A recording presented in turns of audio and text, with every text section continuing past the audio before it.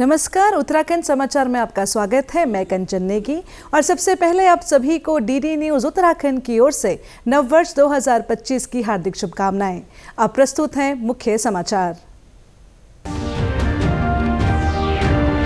विश्व भर में नए साल का भव्य आगाज। राष्ट्रपति द्रौपदी मुर्मू, उपराष्ट्रपति जगदीप धनखड़ और प्रधानमंत्री नरेंद्र मोदी ने देशवासियों को दी शुभकामनाएं। राज्यपाल गुरमीत सिंह और पुष्कर सिंह धामी ने की देश और प्रदेश की खुशहाली की कामना। सीमांत क्षेत्रों में पर्यटन को बढ़ावा देने के लिए उत्तराखंड पर्यटन विकास बोर्ड और आईटीबीपी के बीच साइन हुआ एमओयू। वाइब्रेंट विलेज प्रोग्राम के तहत विकास पर फोकस, हेली सेवाओं के विस्तार को प्राथमिकता।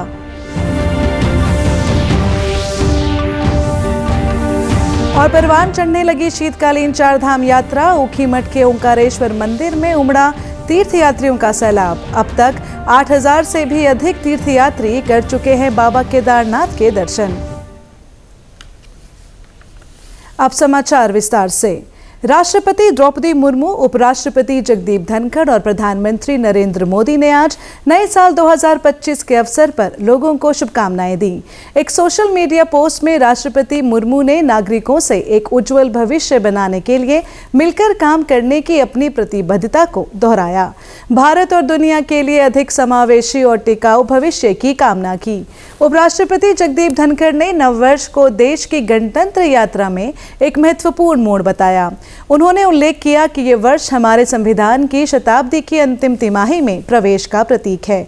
उन्होंने कहा कि अब समय आ गया है कि हम 2047 में विकसित भारत की दिशा में आगे बढ़ते हुए संविधान निर्माताओं के दृष्टिकोण को साकार करने के लिए फिर से समर्पित हों। नए साल में नागरिकों के शानदार स्वास्थ्य और समृद्धि की कामना करते हुए प्रधानमंत्री मोदी ने उम्मीद जताई कि ये साल सभी के जीवन में नए अवसर, सफलता और अनंत खुशियां लाएगा। राज्यपाल गुरमीत सिंह और मुख्यमंत्री पुष्कर सिंह धामी ने प्रदेशवासियों को नववर्ष 2025 की शुभकामनाएं दी हैं। अपने संदेश में राज्यपाल ने नववर्ष पर प्रदेश के समग्र विकास और प्रदेशवासियों के उत्तम स्वास्थ्य, खुशहाली व सुख समृद्धि की कामना की है। उन्होंने प्रदेशवासियों से नई सोच, ऊर्जा और आशा के साथ देवभूमि उत्तराखंड के समग्र विकास के लिए समर्पित भाव से कार्य करने का आह्वान किया। राज्यपाल ने 2024 को उत्तराखंड के विकास और सामूहिक प्रयासों का वर्ष बताया और कहा कि इस वर्ष राज्य ने प्रत्येक क्षेत्र में उल्लेखनीय प्रगति की है। मुख्यमंत्री पुष्कर सिंह धामी ने सोशल मीडिया के माध्यम से प्रदेशवासियों को नए साल की शुभकामनाएं दी। नमस्कार, आंग्ल नववर्ष 2025 की आप सभी को हार्दिक शुभकामनाएं। भगवान बद्री विशाल, बाबा केदार और प्रभु श्री राम के आशीर्वाद से इस नववर्ष आप सभी के जीवन में नई ऊर्जा, उत्साह, उमंग और उत्तम स्वास्थ्य का समावेश हो, ऐसी मेरी प्रभु से प्रार्थना है। मुझे विश्वास है इस नववर्ष उत्तराखंड राज्य को समृद्धि एवं विकास के मार्ग पर ले जाने के हमारे प्रयासों को आप सभी के सहयोग से और अधिक गति मिलेगी। हमारे प्रेरणा स्रोत आदरणीय प्रधानमंत्री श्री नरेंद्र मोदी जी के कुशल नेतृत्व में आज उत्तराखंड सरकार द्वारा राज्य की प्रगति के लिए अनेक महत्वपूर्ण परियोजनाएं एवं जन कल्याणकारी कार्यक्रम संचालित किए जा रहे हैं। नए साल के जश्न के साथ ही मसूरी विंटर कार्निवल को लेकर जिला प्रशासन ने पुख्ता इंतजाम किए हैं। इसके तहत मसूरी जाने वाले पर्यटकों के लिए खास यातायात योजना बनाई गई है ताकि लोगों को जाम की समस्या से दो चार ना होना पड़े। यातायात और सुरक्षा व्यवस्था सुनिश्चित करने के लिए शहर में 233 चेकिंग पॉइंट्स बनाए गए हैं। जिलाधिकारी देहरादून सवीन बंसल के मुताबिक देहरादून से मसूरी तक ड्रोन से निगरानी की जा रही है। देहरादून में लाइब्रेरी चौक से पिक्चर पैलेस तक वन वे व्यवस्था लागू है। साथ ही इस साल पहली बार मसूरी में शटल सेवा भी शुरू की गई है। जिलाधिकारी ने सैलानियों से अपील की है कि तमाम नियमों का पालन करते हुए ही नए साल का जश्न मनाएं ताकि उन्हें दिक्कतों का सामना न करना पड़े। एक लॉ एंड ऑर्डर हमारा व्यवस्थित रहे, उस बाबत सभी जो प्लानिंग है वो स्ट्रेटेजाइज की गई है। हमारे route diversion, traffic management, parking जितनी हम कार्व आउट कर सकते हैं और यदि संख्या अतिरिक्त बढ़ती है हमारे हिल स्टेशंस की ओर, तो कुछ हमारी सैटेलाइट पार्किंग्स और शटल सर्विसेज इसकी भी व्यवस्था की गई है। उनका एक्सपीरियंसेस सुगम रहें और प्रेजेंट रहें, यही उद्देश्य है। और ये मैं अपील भी करूंगा हमारे आने वाले टूरिस्ट से कि जो यहाँ पे रूल्स रेगुलेशंस फॉर्मुलेट किए गए हैं वो उनकी सुविधा के लिए ही किए गए हैं, तो उनका परिपालन आवश्यक है। नए साल पर तमाम पर्यटक स्थल सैलानियों से गुलजार हैं।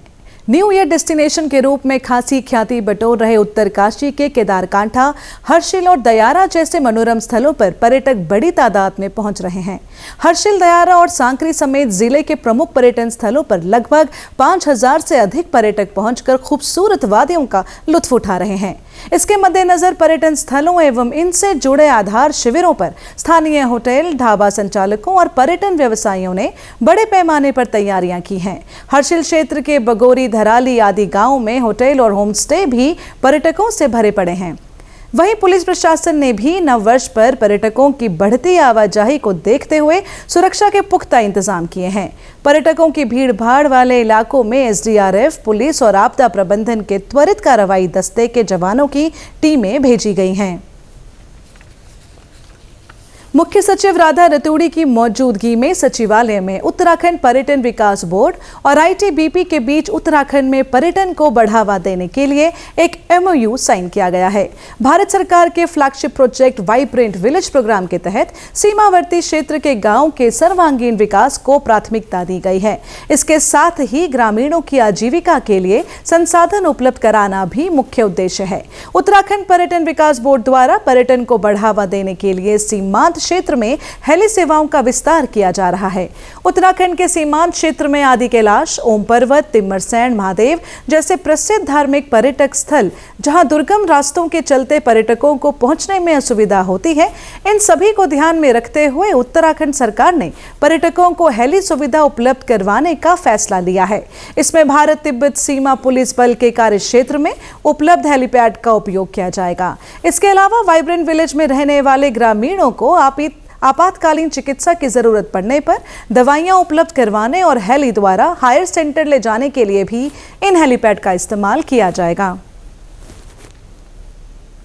प्रदेश में शीतकालीन यात्रा ने अब जोर पकड़ना शुरू कर दिया है। रुद्रप्रयाग में भगवान केदारनाथ के शीतकालीन गद्दी स्थल ओंकारेश्वर मंदिर ऊखीमठ में निरंतर यात्रियों की संख्या बढ़ रही है। साल 2024 के अंतिम दिन और 2025 के प्रथम दिन बड़ी संख्या में तीर्थयात्री बाबा केदार के दर्शन के लिए ऊखीमठ स्थित ओंकारेश्वर मंदिर पहुंचे। वहीं मंदिर के मुख्य पुजारी श्री केदारनाथ मंदिर शिव शंकरलिंग ने बताया कि अब तक ओंकारेश्वर मंदिर में 8784 तीर्थयात्रियों ने भगवान शिव के दर्शन कर लिए हैं। तो आज तक इस दिव्य स्थान पर कई तीर्थयात्रियों ने दर्शन किया।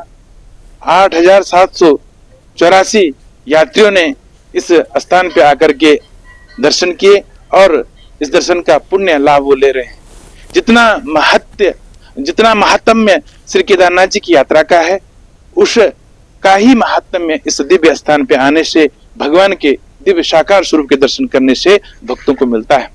इस स्थान पे आइएगा, भगवान का दर्शन कीजिएगा, भगवान का अर्चन कीजिएगा, उनकी उपासना कीजिएगा और भगवान श्री केदारनाथ जी का, श्री मद्मेश्वर जी का, श्री ओंकारेश्वर जी का दिव्य आशीर्वाद ग्रहण कीजिएगा। जय श्री केदार। तीर्थयात्रियों ने शीतकालीन यात्रा के लिए सरकार द्वारा किए जा रहे प्रयासों की सराहना की। ये बहुत ही बढ़िया एक पहल है सरकार की तरफ से। जो लोग, कई बार ऐसा होता है कि क्योंकि शिव जी के बहुत दुर्गम स्थान पर जाके बैठे, तो कई लोग वो यात्रा कर भी नहीं पाते हैं। ये इतनी पावन भूमि है जहाँ सभी पंच केदारों के दर्शन हो जाते हैं, माता के दर्शन हो जाते हैं, और ये बहुत बढ़िया पहल है सरकार की। मंदिर व्यवस्था भी बहुत बढ़िया से रखी गई है। मंदिर के अंदर स्वच्छता भी पूरी मेंटेन है और जो मंदिर व्यवस्था है, मंदिर मैनेजमेंट ने बहुत अच्छे से ख्याल रखा है सभी चीजों का। और यहाँ आने पर ये पता चला कि 5 केदार वो यहाँ पे अभी है, यहाँ पे स्थापित है। तो 6 महीने अपने मंदिर में और 6 महीने यहाँ, ये बहुत अच्छी चीजें हैं कि अगर वैसे लोग जो ऊपर नहीं जा पा रहे मंदिर में, जहाँ पे कपाट बंद है, वो यहाँ का दर्शन कर ले।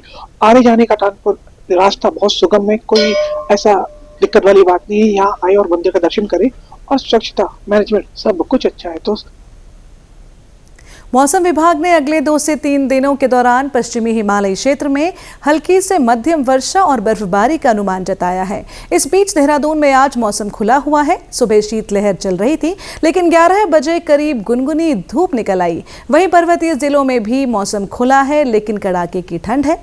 मौसम विभाग के मुताबिक उच्च हिमालयी इलाकों में बर्फबारी की संभावना बनी हुई है। मैदानी इलाकों में शीतलहर चल रही है और कड़ाके की ठंड है। मौसम विभाग के मुताबिक अगले कुछ दिनों तक शीतलहर जारी रहेगी।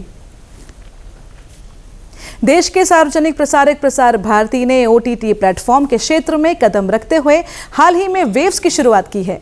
ये डिजिटल मीडिया और OTT दर्शकों को एक संपूर्ण इंफोटेनमेंट इकोसिस्टम देता है। अगर आपको भी चाहिए फ्री में शानदार कंटेंट, तो आज ही डाउनलोड करें वेव्स ऐप। QR कोड के जरिए भी वेव्स ऐप डाउनलोड की जा सकती है। इसी के साथ अभी तक के समाचार समाप्त हुए। दूरदर्शन समाचारों से जुड़े रहें। मिलते हैं फिर शाम 5 बजे के बुलेटिन में। नमस्कार।